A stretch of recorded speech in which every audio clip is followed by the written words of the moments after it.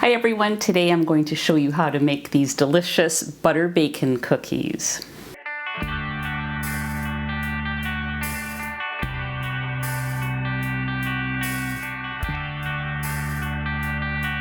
I'm Anita from KetogenicWoman.com, where I share keto and carnivore recipes and other cooking ideas.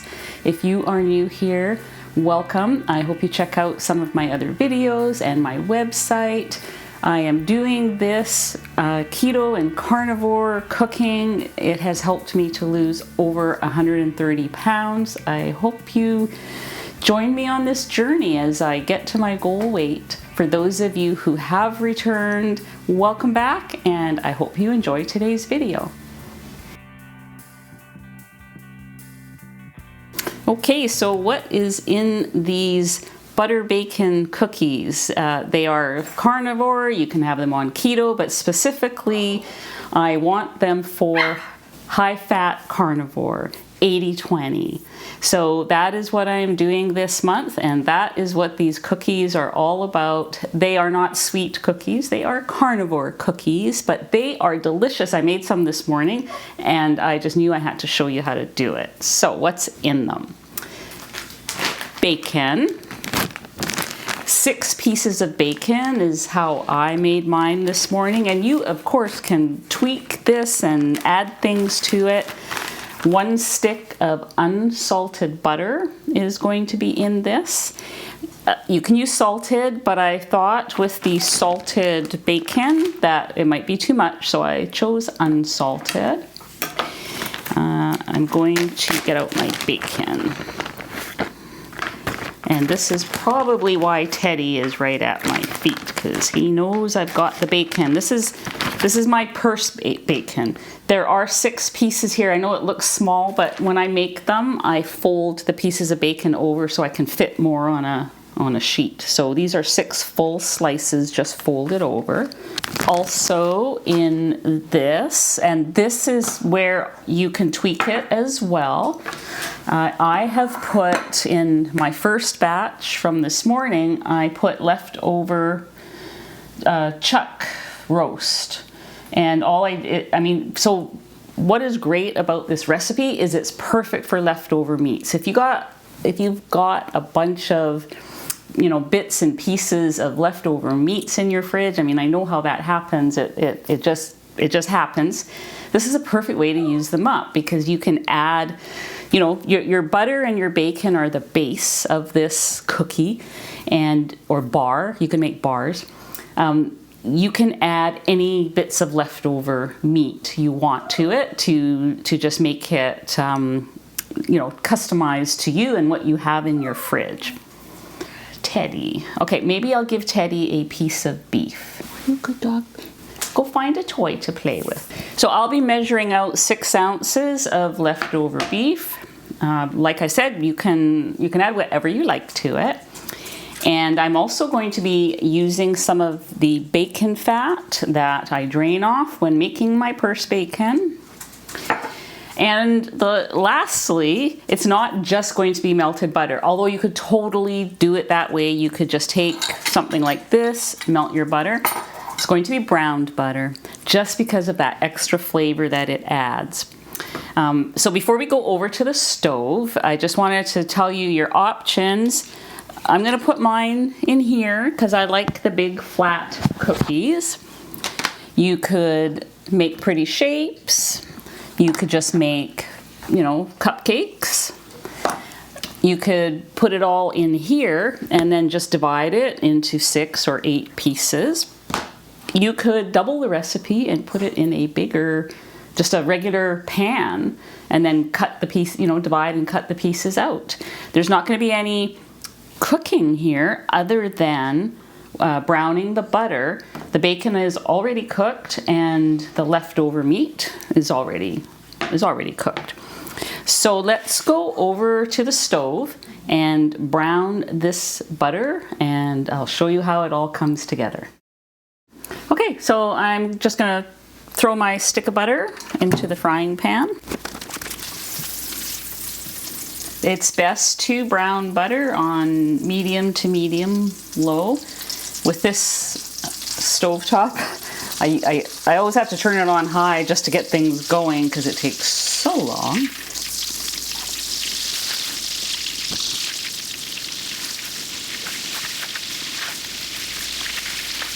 Okay, so all the butter is melted, and what I'm waiting for now is for the milk solids in there, butter solids, whatever they're called. They will start to darken up a little bit, and then you get that caramel smell and that caramel flavor.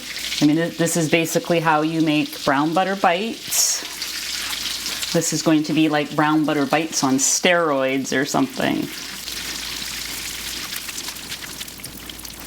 Okay, I'm starting to smell that nutty smell that you get, and it's going a nice, you can see that caramel color is starting, and the butter is starting to brown.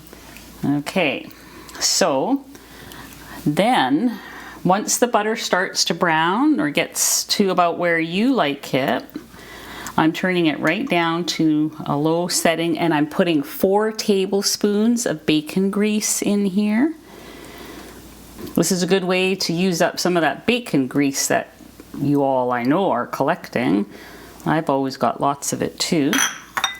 And we're just going to let that gently melt in with the brown butter. And then once it's melted, we're going to let it cool, and I will prepare the fixings for the cookies. Okay, so I'm going to leave that here on the stove. I'm going to turn it right off and take it off the heat and let that sit. So let's go back over there and make the cookie stuff. Okay, I've got my bacon and I've got my blade roast, which is like chuck roast. In Canada, it's hard to find chuck roast, but they have blade roast, which is very similar. You can see it's nice and fatty in there too. And this helps with the whole high fat carnivore concept. I'm going to just cut it into very small pieces. I want it to be kind of crumbly, I guess. And I'm leaving the fat in there. The way it slides around like that. Actually, silicone mat. Putting a silicone mat underneath because this board is sliding around on me today. There we go. That's better. Okay. Now I'm chopping up the bacon. I mean, you could buy those bacon crumbles, I guess. I think the ones at Costco say they're just bacon. I had a whole bag of bacon in the fridge, so why not? We just want, you know, small pieces. Okay, then I'm going to get my sheet here. I'm going to try to put an equal amount of each one. People are whining. Well, dogs are whining. Maybe some people too, but mostly the dogs. They want in on this, and I don't blame them. These were really good.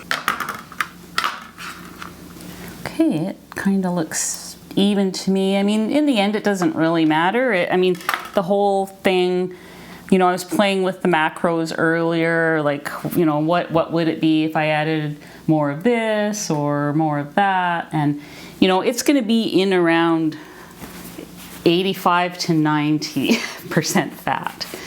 So there's the base of our cookies, and I'm going to go and get the browned butter and bacon fat. I'll be right back. I like to pour it in here because it's just going to be easier for me to measure it out evenly over these piles of meat. Okay, so then the next job is to try to get kind of an even amount over each of these. And I want to have another spoon because I'm going to flatten them a bit in the end there. So I'm taking out about a tablespoon each time, scooping from the bottom in order to get some of the brown butter bits that tend to settle at the bottom. And then it's just a matter of dividing the rest that's left. Okay, I've just got a little bit left in here. So I'll just pour a dab into each one. And then I'm going to just moosh them down with this spoon to flatten all the pieces into the butter and bacon fat mix. And that keeps them all together once they harden.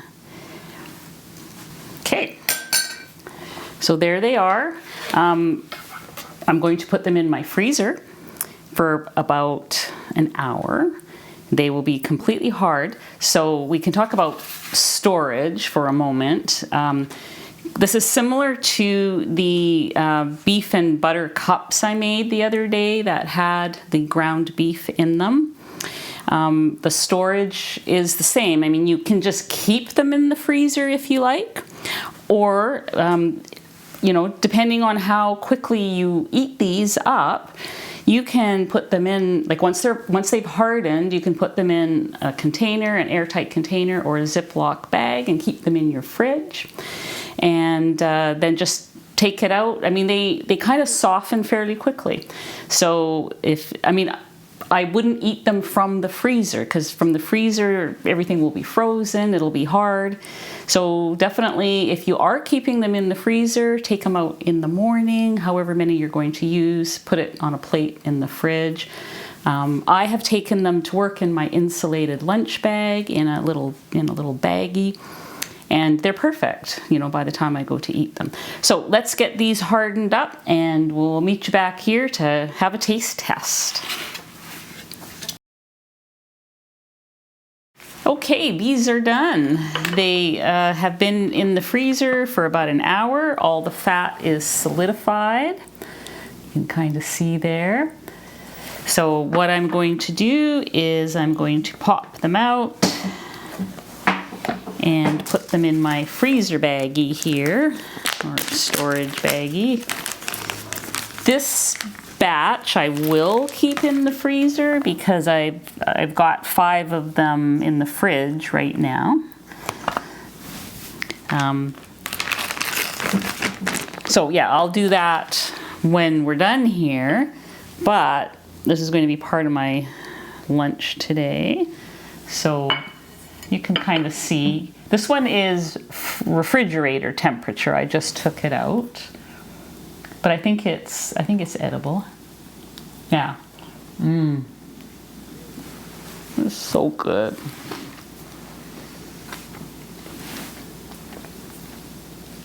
What makes it so good is that the brown butter bites kind of stay on the top from when I was pouring in the brown butter into the molds here. And it just, I don't know, it just gives it that extra little bit of flavor on the top. I think Teddy wants some. Sorry, I can't stop eating it. It's so good. I hope you give them a try. I think it's a great way to use up leftovers. I think you could put hamburger, you know, ground beef in there, leftover shredded steak, anything like that. Whatever you've got. But the brown butter and the bacon just kind of make this.